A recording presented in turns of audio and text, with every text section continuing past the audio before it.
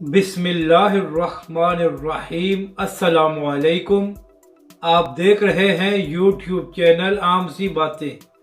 नवाज शरीफ की वतन वापसी की खबरें, इमरान खान और अल्लामा साद हुसैन रिजवी का एक ही मौक़िफ़। इस वीडियो में हम इसी के मुतालिक बात करेंगे। नाज़रीन कराम, इस वक्त एक ही खबर गर्दिश कर रही है कि सितंबर में नवाज शरीफ साहब वतन वापस आ रहे हैं और नून लीग का कहना है कि हम नवाज शरीफ को जेल नहीं जाने देंगे। तो इसी हवाले से इमरान खान साहब का बयान सामने आया है, जिसमें इमरान खान साहब ने कहा कि नवाज शरीफ अदालती भगोड़ा और सजा याफ्ता मुजरम है, तो जब भी वो पाकिस्तान आएगा तो उसको जेल जाना पड़ेगा और मैं किसी किस्म की डील नहीं करूँगा कि नवाज शरीफ की नहली को ख़त्म किया जाए।